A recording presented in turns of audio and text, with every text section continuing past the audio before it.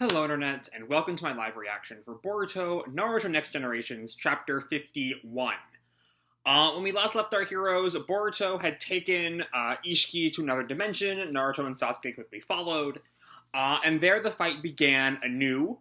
Meanwhile, Kawaki woke up, realized that his karma is gone, but is also well aware that Isshiki is coming to rebrand him with the karma.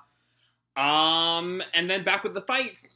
There was some good blows between Sasuke and Isshiki, really. By the end of it, Isshiki was right about to kill Sasuke when Boruto got in the way, having realized that for some reason, whether because he's Momoshiki's vessel or for something else, Isshiki cannot kill Boruto. So yeah, that being said, let's jump right on into number 51, Sacrifice. On our picture here is a color page of Boruto and Naruto. We see Boruto kind of looking, intense, like he's in a fight, and Naruto's just kind of stern in the background. I'm not entirely sure what it's supposed to represent, but whatever. We open where we left off with Boruto staring down Isshiki after having said that Isshiki cannot kill him. And Isshiki asks, "You say I can't kill you? What makes you think that, Uzumaki Boruto?" Heh. Look at you acting all serious. You couldn't be any more obvious, Mr. Isshiki. And Sasuke just kind of pauses for a moment, and then turns to Boruto. "Explain it to me, Boruto. You see, that Kara Inner we fought, that guy named Boro, he was going on about some plan. We flash back to what Boro said, like 10 chapters ago now. Thanks to you, the time limit that was urgently pressing on our plans might as well have been lifted. I'm eternally grateful. I'll take you back along with Kawaki and treat you with care." So yeah, I'm actually kind of curious why. Now that we know a little bit more about karma, I'm kind of curious as to the why there. Because the reason they wanted Kawaki was because, or at least what it seems like, is just so that Isshiki can have a new body. Kawaki is powerful enough while Jigen wasn't, and so that he would make a good host for Isshiki. But I've kind of been thinking about this for a while lately, is that the rest of Kara is kind of in a weird spot right now. Because this is being, played up so much like the climactic battle with Isshiki. Similar to the obvious comparison is in Shippuden, the fight with Pain. The difference is, by the time Pain became, the main figure that Naruto is fighting against, almost all of the Akatsuki were dead. With the exception of Zetsu, Kisame, and Tobi, and Konan, but Pain and Konan were together. The rest of the Akatsuki had all died. Here, though, all of Kara, with the exception of Victor and Boro, and presumably Deepa, but again, not entirely sure how Deepa fits into manga canon, but except for Victor and Boro, they're all still alive. And yet so maybe this isn't quite the climactic fight we've been thinking of it as. I don't know. Anyway, Sasuke asks, "A plan? The one involving the divine tree that Amado mentioned? That's probably it. And that Isshiki is planning to use me for it. In short, he can't afford to have me die." And Isshiki listened to that. I don't quite remember if we really if Amado explored what the plan with the divine tree was. I had to go back and reread that chapter. Anyway, Shikamaru. Now we're back with Shikamaru and Kawaki, Amado, Sumire, and Katasuke back in the bunker. And Shikamaru says, "Explain. What does Boruto have to do with this plan to plant the divine tree and harvest chakra fruit?" So it looks like the plan is just the basic Otsutsuki, get a chakra tree going. And Amado takes a drag off his cigarette. I think that's the right term. I don't know a lot about smoking terms. And then he continues, or he says, "As I said earlier, 10 tails is the seedling necessary for growing a divine tree, but this is no ordinary planting, of course. You can't just bury it in soil and add water. For 10 tails to become a divine tree, there is one special condition that must be met." Katasuke asks him, "A special condition?" And Shikamaru presses, "What condition? Quit stalling and just spill it." He takes another smoke before he continues. you need to feed a living Otsutsuki to Ten Tails. Okay. So that explains the need they have for Boruto. I'm curious how that works with prior Naruto lore. Because the Ten Tails, in the end of the original series, became a divine tree, right? That was, the moment. And then Infinite Tsukuyomi happened, and everyone got caught up in the divine tree's tendrils, with the exception of Team 7 and the Dead Kage. And yet there was no living Otsutsuki. Because the two Otsutsukis that would have come down to plant that divine tree were Kaguya and Isshiki. And both of them distinctly survived that. If we take that little anime Kaguya flashback filler as canon, then Kaguya at least survived to have, two children after she planted the divine tree. As I recall, it's been several years since I watched that flashback. But Hagoromo and Homura, was that the other one's name? Found, people who had been put in the Infinite Tsukuyomi prior. And White Zetsus were those people. So the question then is, and then we know Isshiki survived because he was living in Jigen's brain for centuries. So what living Otsutsuki died to become that chakra tree in the distant past? I don't know, maybe we'll go into it in this chapter. And back in the other dimension, Isshiki responds, I see. Boro let it slip, huh? I thought it suspicious to have lost contact with him, but I never expected him to be defeated by small fry like you. Well, it was kind of Momoshiki in the end. But Boruto counters, it wasn't just me. I was with Kawaki and others. Konoha Genin are legit. Again, I mean, it really was for the most part them. Momoshiki did do the final blow. And then Sasuke tells Isshiki, Konoha already knows about the divine tree and Ten Tails, and why you require Kawaki as well. And Isshiki just walks towards them and says, what of it?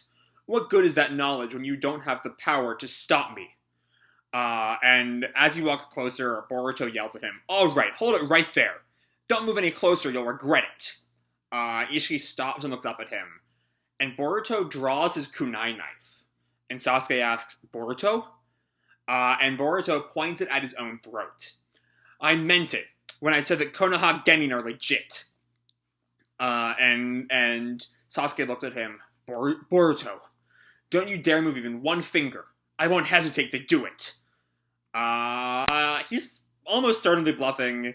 I mean, he's definitely not gonna die. But I don't think Boruto is gonna kill himself. Or I don't think Boruto would kill himself. But Isshiki stops, and then we cut back to the leaf, and Shikamaru asks, you have to feed a Otsutsuki to Ten Tails? And Amino responds, yep. That's the only way Ten Tails will transform into the divine tree. You could even say that this is the #1 reason why Otsutsuki always invade a planet in pairs. And Shikamaru responds, so one of the two is a sacrifice. Which might explain why, way back in the Momoshiki fight, Kinshiki was so willing to let himself be eaten by Momoshiki. If that was something that he's just always prepared for. But Kawaki listens to this in silence as Amino continues, one gets eaten and cultivates the divine tree, and the other watches over the tree's growth, until the chakra fruit develops. Still not explaining how the last chakra fruit happened.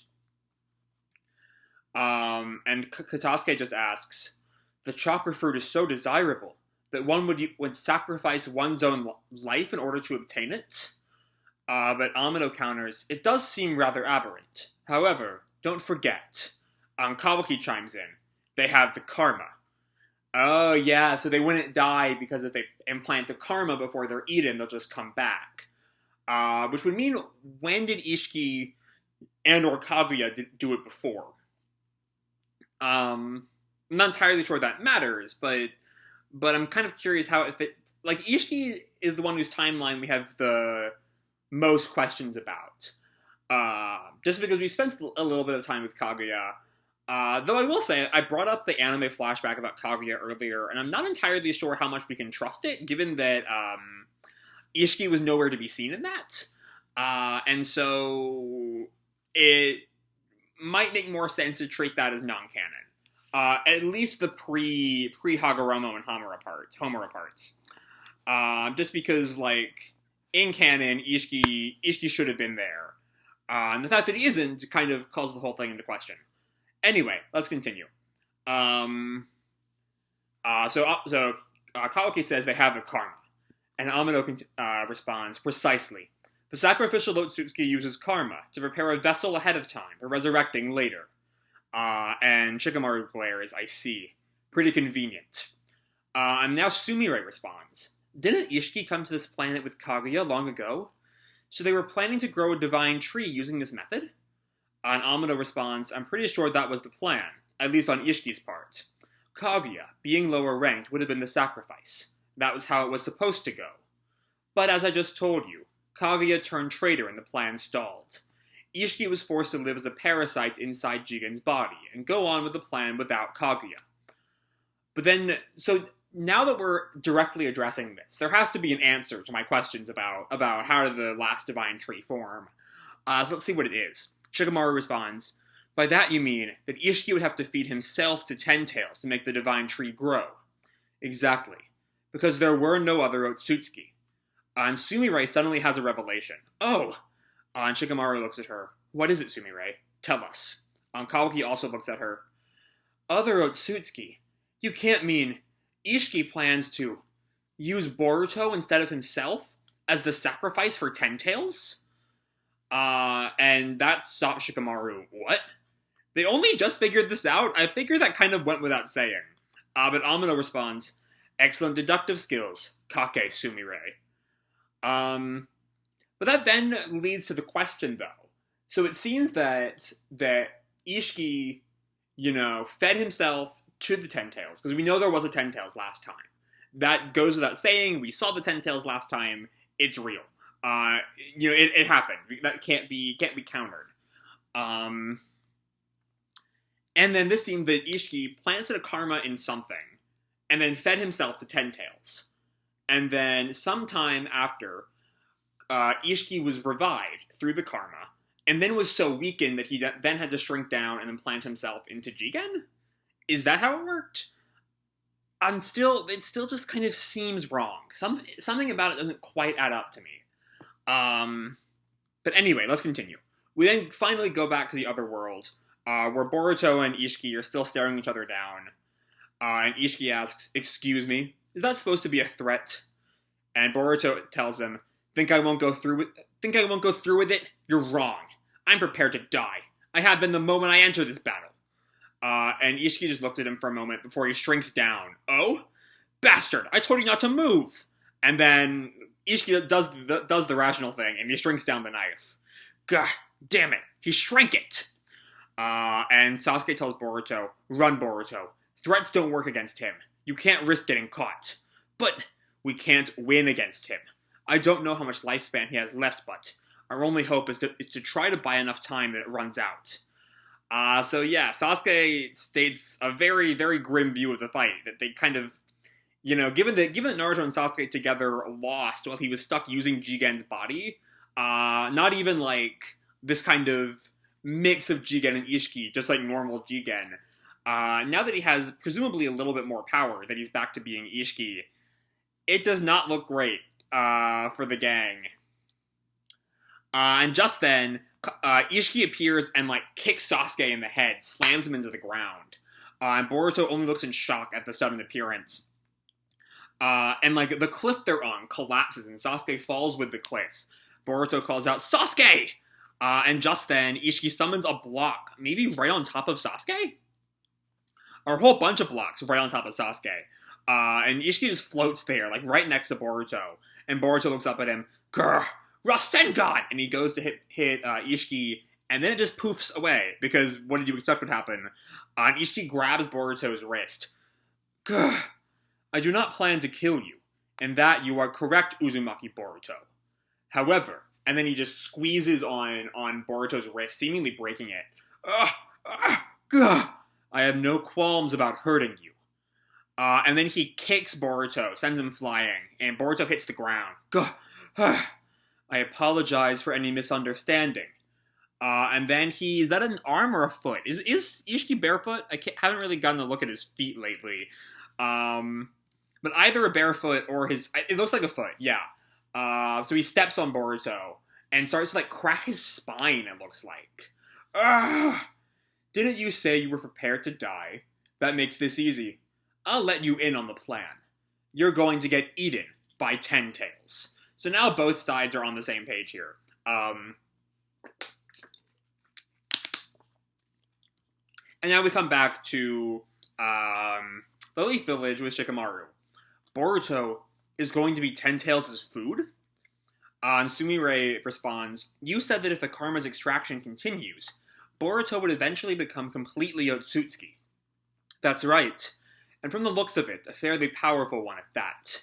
And Kawaki just sits in silence at this. Apparently there are variations to chakra fruit. Just as with apples and oranges, where a healthy tree will bear plump fruit, so it is that a vigorous divine tree shall beget a good chakra fruit. Okay. So it seems like the better the chakra fruit comes from stronger Otsutskis. Which again, I'm kind of curious about what the was Isshiki the source of the last divine tree? That's still kind of unknown. Kara originally planned to have Jigen be the sacrifice, since there was no other choice. But Boruto's appearance led to a change in plans. A young, healthy Otsutsuki would make better sustenance than a decrepit one whose death is approaching. Obviously. And that stops Katasuke. Oh no, young master! And Shikamaru responds, now I see why he wouldn't want to kill Boruto. But that fact doesn't provide any way of defeating this guy. So what is Boruto planning on doing? And Amado just responds, who knows? Either way, it'll go the way it goes. And Sumire just stunned silent. Boruto. And Kawaki also just glowers. So yeah, we see, which then kind of fills in, there's still, the one weird thing though, is that if I recall correctly, Tiny Isshiki was not planning on dying before Koji burned him up. So I guess maybe Isshiki was going to like feed himself with Jigen to the divine tree, maybe, or to the Ten Tails. But I'm not entirely sure. Anyway, Kawaki finally speaks. Hey, Amado. And Amado and Shikamaru both work at Kawaki, always with that chill expression. Tell me, how much of this is going just as you had plotted? And Amado just asks him, what? And Sumire asks, Kawaki? If Lord Seventh and the others are done in, you're toast too, you know. So why are you able to stay so calm, and Amado just looks at him, silently until Kawaki grabs him by the collar. Say something, you bastard! And Shikamaru yells at him, hey, Kawaki! And Amado just looks at him, little brat, why are you so irritable? And Shikamaru tells Kawaki, I don't know what's up with you, but cool it. It's no use taking your anger out on him. And Kawaki asks, is this really our best plan? Was there really no other way? And Sumire and Amado Sumire just looks at him a little worried. Amado takes another hit of his cigarette. I simply make what appears to be the best choice available to me at the time, just like everyone else. What's critical is that you are always prepared to accept whatever result that choice yields, no matter what it is. And Kawaki just looks at him. That karma you loathe so much is gone, which also makes it possible to defeat Isshiki. Sure, the Hokage and company's chances are slim, but it doesn't change the fact that this was our one and only prospect. And Katasuke, concurs. I agree. I get your frustration in not being able to do anything, but perhaps it is best for you to just stay here quietly and wait, Kawaki. And Kawaki just, takes in what everyone's been saying, still growling, and then sits back down, silently, like fist clenched in frustration. And Amado goes right back to his cigarette, and then asks, is it powerlessness that's irritating you? Or grief over losing the karma? Okay. That's an interesting take. I could almost see it in like in a different set of circumstances. If Kawaki viewed the karma like Sasuke viewed the curse mark, like sure, it's the way that Orochimaru plans on corrupting him, but it also grants him power. Um, but like, and you can kind of see a comparison between the curse mark and the karma in that way that I've actually never thought of before right now. But the difference is the karma is a much more immediate threat than the curse mark. The curse mark would have still been fine if Sasuke could just like stop Orochimaru, whereas the karma is without really fighting Kawaki, kind of working its magic in a way that Kawaki can't really fight. So I'm not sure that Amado's onto something, but maybe he is. Anyway, Kawaki turns to him. What? And then Amado takes another hit of his cigarette. Never mind. Forget it. Kawaki just sits in silence with that idea, even for it might be true, and Kawaki just hasn't thought of it yet. But anyway, we're now back in the other dimension. And Naruto is running through all the blocks. Damn it! What's going on? I can't sense chakra, and not just Isshiki's. I can't even tell Sasuke or Boruto's positions. And then Kurama speaks from inside Naruto's mind. I think it's these cubes' influence. They seem to block sensory ability. Kurama? Sorry, there's so much talking here, my voice is getting kind of sore. That bastard. He's taking a divide and conquer approach. What's your plan, Naruto? Against his otherworldly power? Naruto pauses for a moment. I'm out of ideas, to be honest. However, I am the Hokage. Protecting the village and everyone is more important than my life. So even if he slaughters me and I end up a corpse, I'll probably keep clinging to him and never let go. Not until that bastard's life runs out. That bit about, even if I die, I'll keep clinging to him and never let go, just reminds me all of a sudden of, I think it was right before they invaded the Orochimaru's hideout in the Sasuke and Sai arc. His whole speech about, even if I'm just a head, I'll just like bite him until he gives in. Which might be, that's just Naruto, and he's always like that, but it might also be a bit more of a deliberate callback. Anyway, Kurama responds, so no real plan, huh? And then after a moment longer, in silence, Kurama asks, Naruto, you're really prepared to die? And as Naruto continues along, he responds, sorry, Kurama, I don't see any other choice this time. Hold on, we've kind of been teasing Naruto's death since like chapter 1, but I've generally treated the flash forward as kind of questionably canon, but it looks like it might be kind of coming into fruition here. As Kurama closes his eyes, there might be a way. Huh? For real? Excuse me. It's a do-or-die, last-stand, ace-up-your-sleeve thing. Only worth trying if you're expecting to get killed anyway. Well, hey, if you had such a thing, why didn't you say so sooner? So I will say, I have seen some potential spoilers, maybe fake spoilers, about a new Kurama form in this chapter.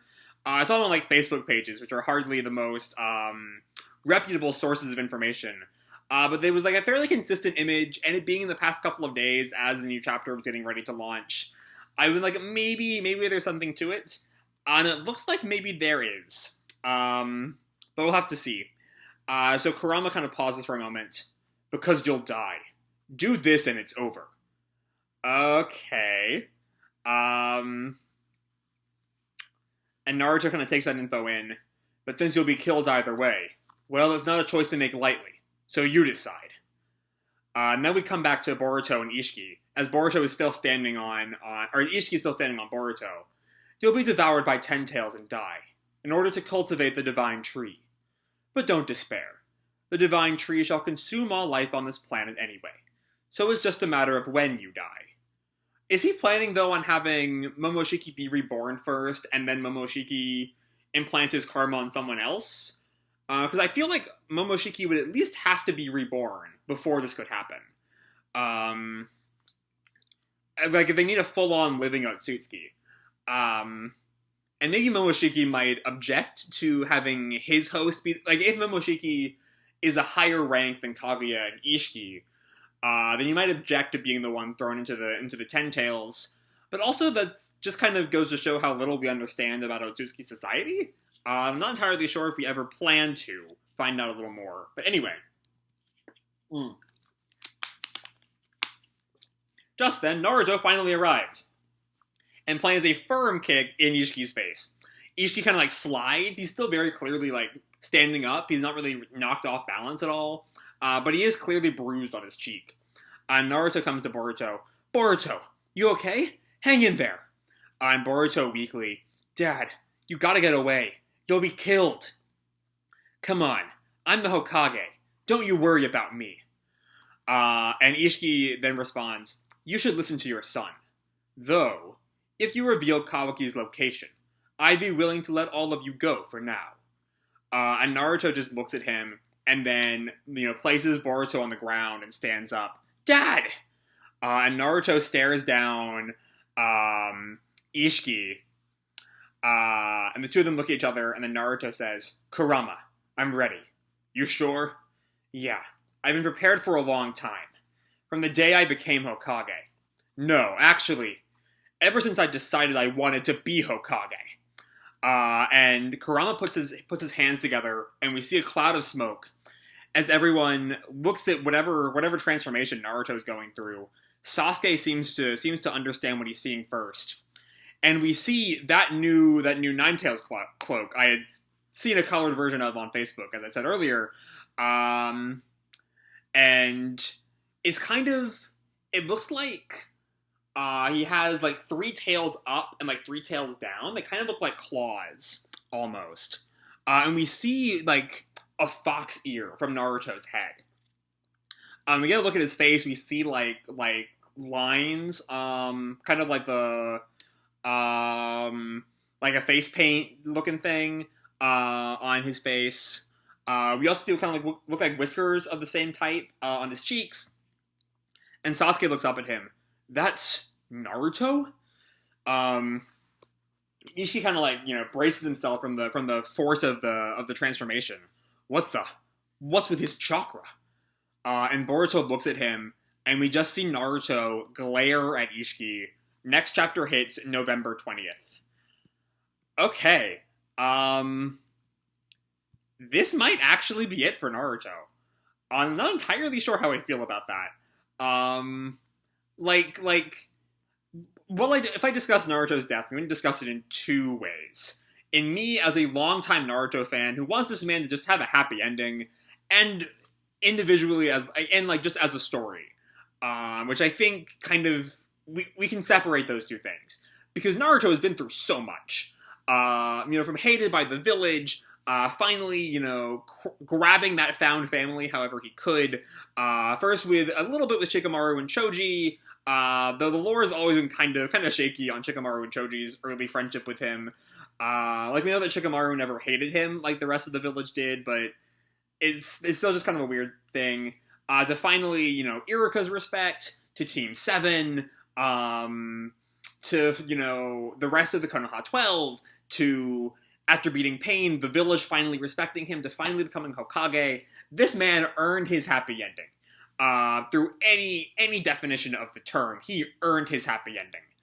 And so as a longtime fan of the character, I am not exactly enthused that he dies. And sure, he got, maybe 20 years, 15, 20 years of a happy ending.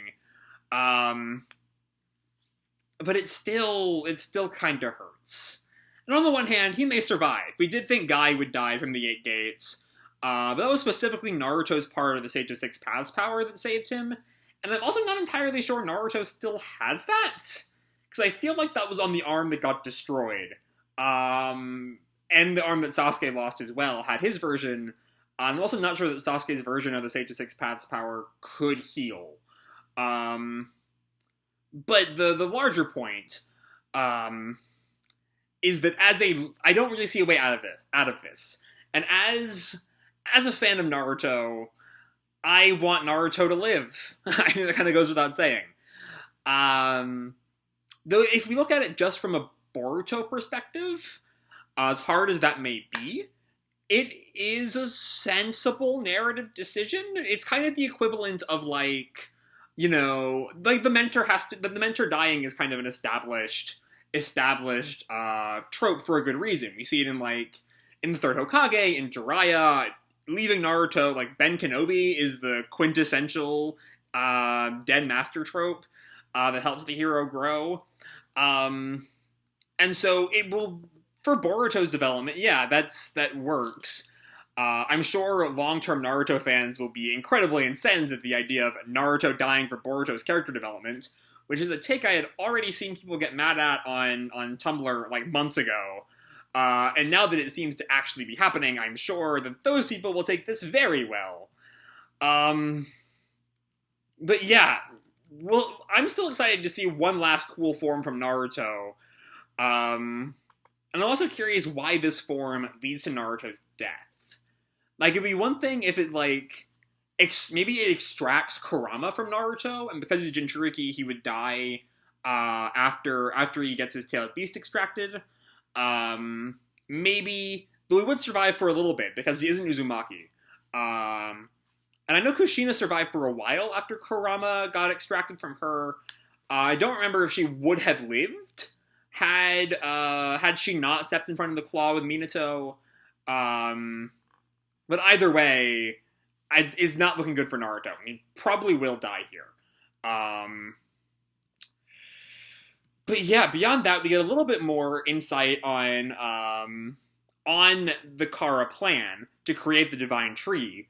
With a living Otsutsuki, it does bring up some questions, like I brought up all throughout the video on the last Divine Tree, but not so much that it's impossible to work out. Like, if you kind of fudge the details a little bit, it basically works. Maybe, kind of. Especially if you throw out the anime Kaguya filler, it works a little better there. Which you kind of have to do to allow for Isshiki's existence anyway. But yeah, we see just how totally outmatched they are against Isshiki, which is good for showing why Naruto has to go to this point.